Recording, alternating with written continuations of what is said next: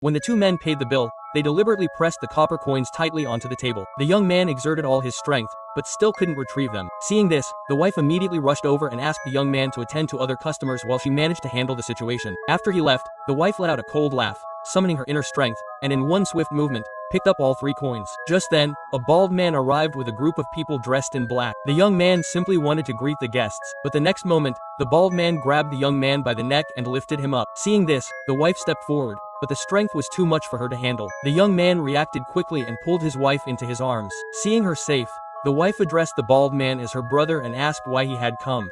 It turned out that the wife was a monk of the Anxiong sect who had hidden her martial arts to live a quiet life with the young man. Her elder brother had disapproved of her marriage to the noodle shop owner and had come to take her back.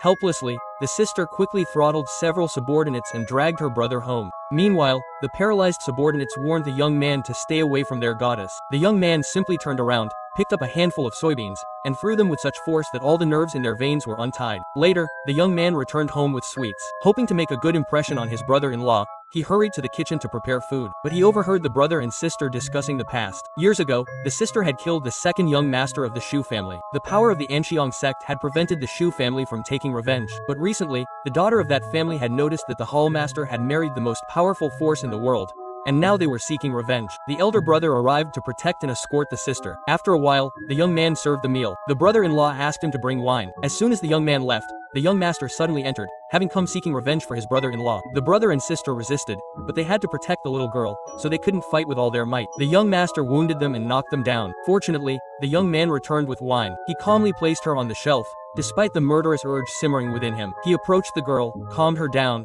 and declared that anyone who harmed his family would die.